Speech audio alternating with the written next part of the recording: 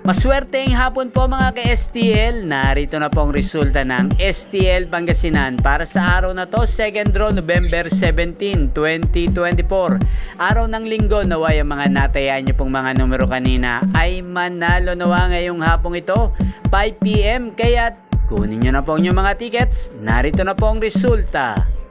Ang mga numerong nanalo sa STL Pangasinan ngayong hapong ito, November 17, 2024. Second draw result, 5 PM. Ang mga numerong nanalo, 31 at 30 in exact order. Sa lahat po ng tumaya kanina para sa second draw ng 31 at 30, congrats po sa inyo. Panalo po kayo. Again, 31 at 30 in exact order. At ngayong hapong ito, shoutout po natin ulit si Madam Cherry Umagap.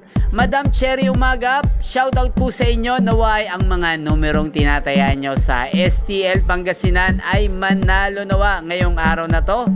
At sa lahat po ng mga taga Pangasinan dyan, shoutout po sa inyo. Naway nasa mabuti po kayong kalagayan. At inyong napanood ang resulta ng STL Pangasinan sa channel na to, Roderick Hernandez TV. Maraming salamat po sa patuloy niyo pong pagsuporta at panonood sa aking channel. Huwag pong kalimutang mag-subscribe. Thank you for watching. At mamaya po, magkita-kita pong muli tayo dito sa channel na to, 8:45 PM.